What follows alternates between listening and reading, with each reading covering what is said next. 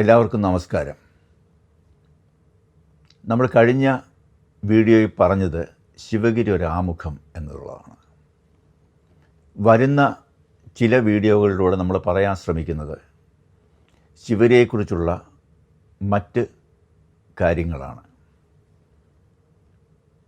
അത് പറയുന്നതിന് മുമ്പ് എൻ്റെ ഒരു സ്വന്തം കാര്യം നിങ്ങളുമായിട്ട് പങ്കുവയ്ക്കാമെന്ന് വിചാരിക്കുന്നു. കഴിഞ്ഞ ഒരു കൊല്ലം മുമ്പ് എനിക്കുണ്ടായ ഒരു അസുഖം മൂലം എനിക്ക് സംസാരിക്കാനൊരു ശകലം ബുദ്ധിമുട്ടുണ്ട്. ചില വാക്കുകൾ ഉച്ചരിക്കുമ്പോൾ അത് സ്ഫുടമായിട്ട് സംസാരിക്കാൻ പറ്റിയെന്ന് വരികയില്ല. എന്നെ കേൾക്കുന്ന നിങ്ങൾ അത് ക്ഷമിക്കുമെന്ന് പ്രതീക്ഷിക്കുന്നു. എന്താണ് എനിക്ക് പറ്റിയെന്നുള്ള കാര്യങ്ങൾ നമുക്കടുത്ത ഒരു വീഡിയോയിൽ നിങ്ങളുമായിട്ട് ഷെയർ ചെയ്യാൻ ശ്രമിക്കാം. നമുക്ക് നമ്മുടെ ചരിത്രത്തിലേക്ക് കടക്കാം. നമ്മൾ ശിവഗിരിയെക്കുറിച്ച് പറയുമ്പോൾ ഒരു ശകലം പുറകിലോട്ട് പോയി പറഞ്ഞാൽ മാത്രമേ ശിവഗിരിയുടെ മാഹാത്മ്യവും ചരിത്രവും മറ്റു കാര്യങ്ങളും മനസ്സിലാക്കാൻ സാധിച്ചുവെന്ന് വരികയുള്ളൂ. 1888 അരുവിപ്പുറം ശിവപ്രതിഷ്ഠ നടത്തി 1903 SNDP യോഗം മെയ് 15 സ്ഥാപിതമാകുന്നതിനോട് ഇടയിൽ ഗുരുദേവൻ ഉദ്ദേശം ഏതാണ്ട് 15ഓളം ക്ഷേത്രങ്ങൾ പ്രതിഷ്ഠിക്കുകയുണ്ടായി. ചില ക്ഷേത്രങ്ങളെക്കുറിച്ച് മനസ്സിലാക്കിയാൽ മാത്രമേ ശിവഗിരി ക്ഷേത്ര പ്രതിഷ്ഠകളും മറ്റും നമുക്ക് കൂടുതൽ മനസ്സിലാക്കുവാൻ കഴിയുകയുള്ളൂ. അതുകൊണ്ട് തന്നെ സാന്ദർഭികമായി നമ്മൾ ഈ ചരിത്രം പറയുമ്പോൾ അതിനെക്കുറിച്ച് കൂടുതൽ കാര്യം പറയുന്നതാണ്. SNDP യോഗം സ്ഥാപിച്ചതിന് ശേഷം 1903 അവസാന കാലഘട്ടത്തിൽ ഗുരുദേവൻ തിരുവനന്തപുരം പേട്ട തോപ്പിൽ ഭവനത്തിൽ വിശ്രമിച്ചുകൊണ്ടിരുന്നപ്പോൾ വർക്കലയിലൂടെ മരുത്തൂർ കുന്നിൻ്റെ പ്രാന്തപ്രദേശങ്ങളിലൂടെ യാത്ര ചെയ്ത് തിരുവനന്തപുരത്തെത്തിയ ഒരു കൂട്ടം കച്ചവടക്കാർ അവർക്കുണ്ടായ ചില ബുദ്ധിമുട്ടുകളും മറ്റും ഗുരുദേവനോട് പറയുകയുണ്ടായി. കാരണം മരുത്തൂർ കുന്നും ആ പ്രദേശങ്ങളും പിടിച്ചുപറിക്കാരും കൊള്ളക്കാരുമൊക്കെ ആ കുന്നിൻ്റെ മുകളിൽ വസിച്ചിരുന്നു. ആൾക്കാരെ പിടിച്ചുപറിക്കുകയും ഉപദ്രവിക്കുകയും ചെയ്യുന്നതായിരുന്നു അവരുടെ പ്രധാന വിനോദം. അങ്ങനെ വർക്കലയിലൂടെ വന്ന കച്ചവടക്കാർക്കും ഈ ഒരു അനുഭവം ഉണ്ടാവുകയും അത് ഗുരുദേവനുമായിട്ട് പങ്കുവെക്കുകയും ചെയ്ത് കേട്ടപ്പോൾ ഗുരുദേവൻ പറഞ്ഞു, സാരമില്ല, നാം അതിനൊരു പരിഹാരം ഉണ്ടാക്കിത്തരാം. രോഗികൾക്കാണല്ലോ ഒരു വൈദ്യൻ്റെ ആവശ്യം. അധികം താമസിയാതെ നാം അവിടേക്ക് ചെല്ലാം. അങ്ങനെ ഗുരുദേവൻ പലപ്പോൾ വർക്കലയും മരുത്തൂർ കുന്ന് പ്രാന്തപ്രദേശങ്ങളുമൊക്കെ ഏകനായും അവിടെ പരിചയപ്പെട്ട ചില സുഹൃത്തുക്കൾ ഒന്നിച്ചും നടക്കുവാൻ ഇടയായി. അങ്ങനെ ഒരിക്കൽ ഗുരുദേവൻ നടന്ന് ആ മരുത്തൂർ കുന്നിൻ്റെ ഉദ്ദേശം ഒരു ഫർലോങ് മാറി കാട്ടുവിളാകത്ത് രാമൻ മാദേവൻ്റെ വീടിനടുത്തെത്തുകയും ആ വീടിനോട് ചേർന്നുള്ള പ്ലാവിൻ ചുവട്ടിൽ നല്ല കാറ്റും തണലും ഉള്ളത് കാരണം അദ്ദേഹം വിശ്രമിക്കാനും ഇടയായി. ഈ സമയത്ത് കാട്ടുവിളാകത്ത് രാമൻ മാദേവൻ ഗുരുവിനിരിക്കാൻ ഒരു സ്റ്റൂളും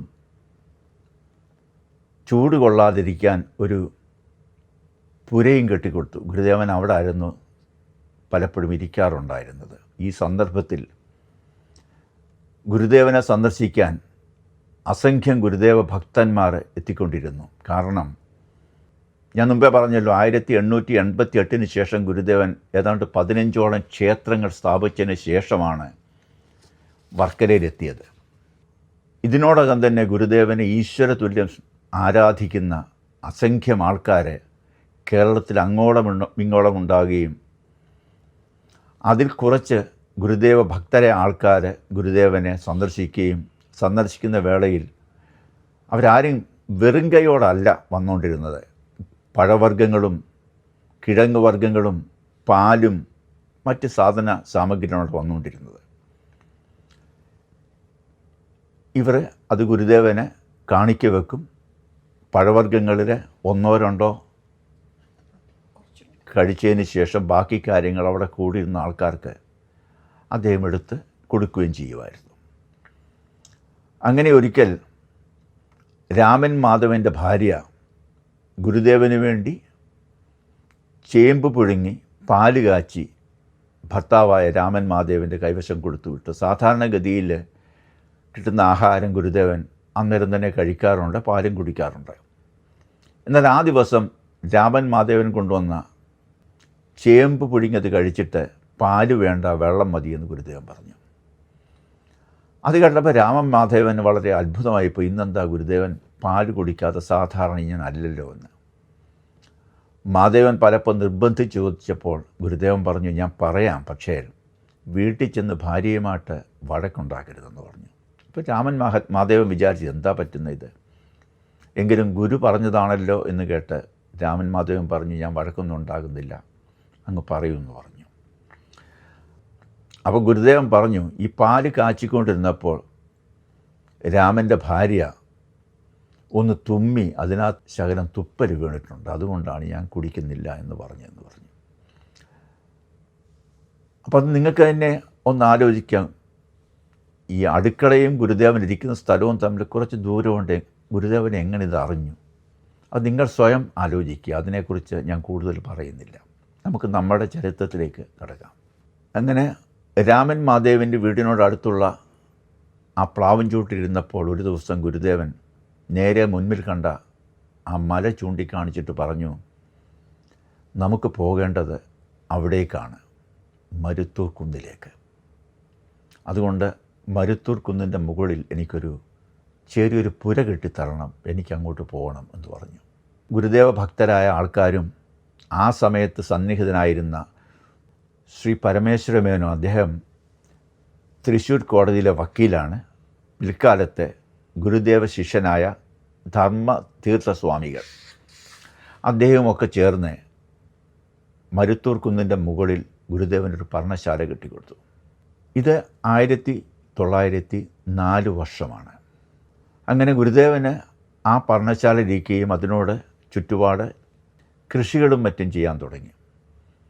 സ്വാഭാവികമായിട്ടും ഗുരുദേവ ഭക്തർക്ക് ഒരു സംശയമുണ്ടായി, നാളെ ഇതിൻ്റെ ഉടമസ്ഥർ വന്ന് എന്തെങ്കിലും പറഞ്ഞാൽ അത് ശരിയാകുകയല്ല, അതുകൊണ്ട് എങ്ങനെയാണെന്ന് ഗുരുദേവനോട് ചോദിച്ചപ്പോൾ ഗുരുദേവൻ പറഞ്ഞു, ഇവിടെ ഇതിൻ്റെ അവകാശം ചോദിച്ച് ആരും വരികയില്ല, നിങ്ങൾ ഭയപ്പെടണ്ടെന്ന് പറഞ്ഞു. എങ്കിലും ഗുരുദേവ ഭക്തർക്ക് ഒരു ഭയം. അവർ ഈ സ്ഥലത്തിനെക്കുറിച്ച് പലരും ആയിട്ടും സംസാരിക്കുകയും ആരുടെയാണെന്ന് കണ്ടുപിടിക്കാൻ ശ്രമിക്കുകയും ചെയ്തിട്ടും അവർക്ക് ആർക്കും ഈ സ്ഥലത്തിൻ്റെ ഉടമസ്ഥനെ കണ്ടുപിടിക്കാൻ സാധിച്ചില്ല.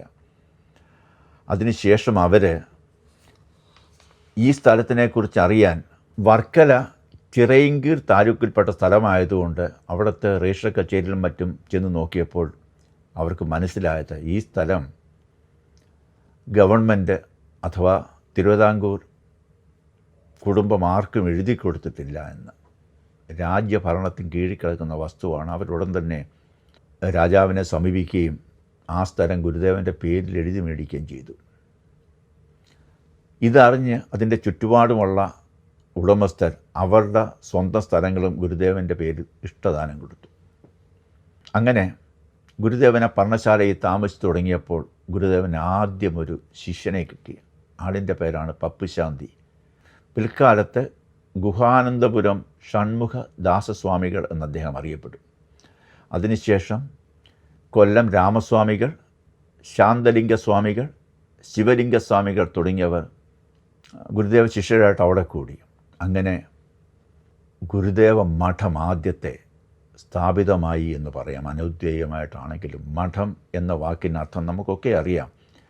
ഗുരുവും ശിഷ്യരും ഒന്നിച്ച് താമസിച്ച് ഗുരുവിൽ നിന്ന് കാര്യങ്ങൾ പഠിക്കുന്ന ശിഷ്യന്മാരുള്ള ഒരു സ്ഥലത്തെയാണല്ലോ നമ്മൾ സാധാരണ മഠം എന്ന് പറയുന്നത്. മരുത്തൂർ കുന്നിന് ഗുരുദേവൻ ശിവഗിരി എന്ന് നാമകരണം ചെയ്തു. ആ സ്ഥലം ഓരോ ശ്രീനാരായണൻ്റെയും തീർത്ഥാടന സങ്കേതമായ ശിവഗിരിയാക്കപ്പെട്ടു. ഈ സമയത്ത് തന്നെ ഗുരുദേവൻ ഒരു ചെറു ശ്ലോകം പറയുകയുണ്ടായി. ഏകജാതി ഭവത്യേക ദൈവമേക മതം മതം തസ്മാദഭേദോ അവയവ വയം സർവേ സഹോദര. ഇതിൻ്റെ അർത്ഥവും അരുവിപ്പുറത്ത് ഗുരുദേവൻ എഴുതി വെച്ച ജാതിഭേദം മതദ്വേഷം ഏതുമില്ലാതെ സർവരും സോദരത്വേന വാഴുന്ന മാതൃകാസ്ഥാനമാമിത് എന്നതോടെ നമ്മൾ കൂട്ടി വായിക്കേണ്ടതാണ്. കാരണം ഗുരുദേവൻ പല ക്ഷേത്രങ്ങളും പലതും സ്ഥാപിച്ചിട്ടുണ്ട്. എന്നാൽ ഗുരുദേവൻ്റെ ആഗ്രഹത്താൽ സ്ഥാപിതമായ പ്രധാനമായിട്ട് 3 ക്ഷേത്രങ്ങളാണ്. 1 അരുവിപ്പുറം ശിവക്ഷേത്രം, 2 ശിവഗിരി, 3 ആലുവ അദ്വൈതാശ്രമം. അതിൻ്റെ ചരിത്രം നമുക്ക് പുറകെ പഠിക്കാം. നമുക്ക് നമ്മുടെ കഥയിലേക്ക് കടക്കാം. 1904 ഓഗസ്റ്റ് 12 കറുത്തുവാവ് ദിവസം വർക്കല പാപനാശിനി കടപ്പുറത്ത് ബലികർമ്മം ചെയ്യുന്ന ആൾക്കാരോട്, ശ്രീനാരായണീയർ ആൾക്കാരോട് വർക്കലയിൽ കൂടാൻ ഗുരുദേവൻ ആവശ്യപ്പെട്ടു. കാരണം ദക്ഷിണകാശി എന്നറിയപ്പെടുന്ന വർക്കലയിൽ പാപനാശിനി കടപ്പുറത്ത് ബലികർമ്മങ്ങൾ അർപ്പിക്കാൻ വളരെയധികം സാധാരണക്കായി പിന്നോക്കം നിരുന്ന ആൾക്കാർ ബലികർമ്മങ്ങൾ അനുഷ്ഠിക്കാൻ വരാറുണ്ടായിരുന്നു. പക്ഷേ അവരെ തീണ്ടാപ്പാട് അകലെ മാത്രം നിർത്തി അവരുടെ കാശ് അടിച്ചു മാറ്റുന്ന ഒരു കൂട്ടം സ്വാർത്ഥരായിരുന്നു അവരുടെ ബലികർമ്മങ്ങൾ നടത്തിയിരുന്നത്. കാരണം അവർ കൊണ്ടുവരുന്ന കാശ് ഈ ബലികർമ്മങ്ങൾക്ക് നേതൃത്വം നടത്തുന്ന ആൾക്കാരുടെ അടുത്തേക്ക് എറിഞ്ഞു കൊടുത്തതിന് ശേഷം അവരത് പെറുക്കിയെടുത്ത് ബലികർമ്മങ്ങൾ നടത്തി പോവുകയാണ് പതിവ്. അത് വേണ്ട, അവരും മനുഷ്യരാണ്, എല്ലാ മനുഷ്യരും ഒന്നുപോലെയാണെന്നുള്ള ചിന്ത ഉള്ള ഗുരുദേവൻ അവരോട് പറഞ്ഞു, 1904 ഓഗസ്റ്റ് 12 കറുത്തുവാവ് ദിവസം നിങ്ങളെല്ലാവരും വർക്കലയിൽ ശിവഗിരിയിൽ വരിക, എൻ്റെ ശിഷ്യന്മാർ ബലികർമ്മങ്ങളും മറ്റും ചെയ്തു കൊടുക്കുമെന്ന്. അങ്ങനെ ആ ശിവരാത്രി നാളിൽ കറുത്തുവാവ് ദിവസം ഗുരുദേവനെ ഈശ്വരതുല്യം ആരാധിക്കുന്ന ആൾക്കാർ വർക്കല ശിവഗിരിയിൽ വന്ന് ബലികർമ്മങ്ങൾ അനുഷ്ഠിക്കുവാൻ തുടങ്ങുകയും അതിനോടനുബന്ധിച്ച് തന്നെ വളരെയധികം ആൾക്കാർ നിത്യം ഗുരുദേവനെ കണ്ടു വണങ്ങാൻ അസംഖ്യം ആൾക്കാർ വരികയും ചെയ്തപ്പോൾ ഗുരുദേവൻ്റെ മനസ്സിൽ ഒരു ക്ഷേത്ര സങ്കല്പമുണ്ടായി. കാരണം അവർക്ക് പ്രാർത്ഥിക്കാനൊരു ക്ഷേത്രം വേണം. അങ്ങനെ ഗുരുദേവൻ ശിവഗിരിയിൽ ശിവക്ഷേത്രം സ്ഥാപിക്കാൻ തീരുമാനിക്കുകയാണ്. ഗുരുദേവ ശിഷ്യന്മാരായ കുമാരനാശാൻ മുതലായവരോട് ആഗ്രഹം പറയുകയും പരമ്പ് കൊണ്ട് വളച്ചു കെട്ടിയ ഒരു സ്ഥലത്ത് ഗുരുദേവൻ ക്ഷേത്രം സ്ഥാപിക്കാനുള്ള തീരുമാനത്തിൽ ഒരുങ്ങി. ആ സമയം കുമാരനാശാൻ, ചൈതന്യസ്വാമികൾ, ശാന്തലിംഗസ്വാമി, മാധവാനന്ദ സ്വാമി തുടങ്ങിയവർ ക്ഷേത്രം പ്രതിഷ്ഠിക്കുന്നത് കാണാൻ ആ പരമ്പ് കൊണ്ടുള്ള ആ സ്ഥലത്ത് അതിൻ്റെ ഉള്ളിൽ വന്ന് നിന്നു. ഗുരുദേവൻ അവിടെ പ്രതിഷ്ഠിക്കാൻ പോകുന്നത് വേലാണ്, വേലായുധൻ്റെ വേൽ, സുബ്രഹ്മണ്യൻ്റെ വേൽ. അപ്പോൾ ഇത് പറയുമ്പോൾ നമുക്കൊരു സംശയം തോന്നാം, ശിവക്ഷേത്രം എന്ന് പറഞ്ഞിട്ട് എന്തുകൊണ്ട് വേലായുധൻ്റെ വേൽ പ്രതിഷ്ഠിച്ചു എന്ന്. അത് നമുക്ക് മനസ്സിലാവണമെങ്കിൽ 1893 ഗുരുദേവൻ പ്രാക്കുളം വേളിക്കാട്ട് കാർത്തികേയ ക്ഷേത്രം അഥവാ വേളിക്കാട്ട് ശ്രീനാരായണ മംഗലം കാർത്തികേയ ക്ഷേത്രം, അതിൻ്റെ പ്രതിഷ്ഠയും മാത്രം ആലോചിച്ചാൽ മതി. ക്ഷേത്രത്തിൻ്റെ പേര് കാർത്തികേയ ക്ഷേത്രം, പ്രതിഷ്ഠ ശിവലിംഗം. 1894 പുതിയകാവ് ആനന്ദവല്ലീശ്വര ക്ഷേത്രം ഗുരുദേവൻ സ്ഥാപിച്ചു. അവിടുത്തെ പ്രതിഷ്ഠ സുബ്രഹ്മണ്യൻ. ഇതൊക്കെ നമ്മളെ ഒന്ന് കൂട്ടി വായിക്കുക. നമുക്ക് വീണ്ടും നമ്മുടെ കഥയിലേക്ക് വരാം. ഗുരുദേവൻ വേൽ പ്രതിഷ്ഠിക്കാൻ ആ വേൽ കയ്യിലെടുക്കുന്നു. വേൽ കയ്യിലെടുത്തപ്പോൾ അസഹനീയമായ ചൂടും അതുപോലെ തന്നെ ഒരു വലിയ പ്രഭയും അവിടെ വരികയാണ്.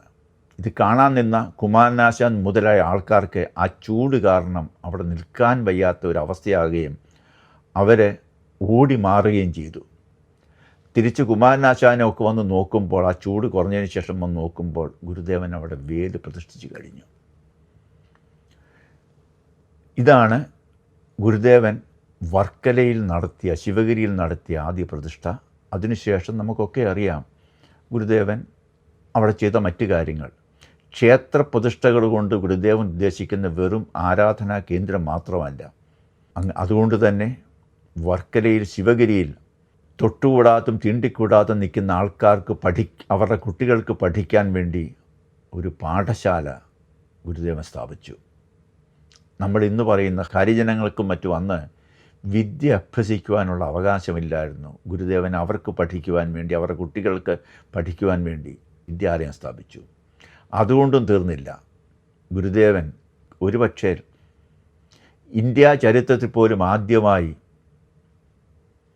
ജോലി ചെയ്ത് തളർന്നു വരുന്ന പ്രായമുള്ള ആൾക്കാർക്ക് പഠിക്കുവാൻ വേണ്ടി, അക്ഷരം അറിയാത്ത ആൾക്കാർക്ക് പഠിക്കാൻ വേണ്ടി ഒരു സായാഹ്ന സ്കൂള് ഗുരുദേവൻ വർക്കലയിൽ സ്ഥാപിച്ചു. വർക്കല എന്ന് പറയുന്ന ശിവഗിരിയിൽ സ്ഥാപിച്ചു. എന്നെ കേട്ടുകൊണ്ടിരിക്കുന്ന എല്ലാവർക്കും നമസ്കാരം. തുടർന്നും നിങ്ങളുടെ ഈ വീഡിയോകൾ കാണുവാൻ ശ്രമിക്കുക. നിങ്ങളുടെ എല്ലാവരുടെയും അനുഗ്രഹവും സഹകരണവും ഉണ്ടാവുമെന്ന് പ്രതീക്ഷിച്ചുകൊണ്ട് ഈ ആഴ്ചയിലെ എപ്പിസോഡ് നിർത്തുന്നു. നന്ദി, നമസ്കാരം.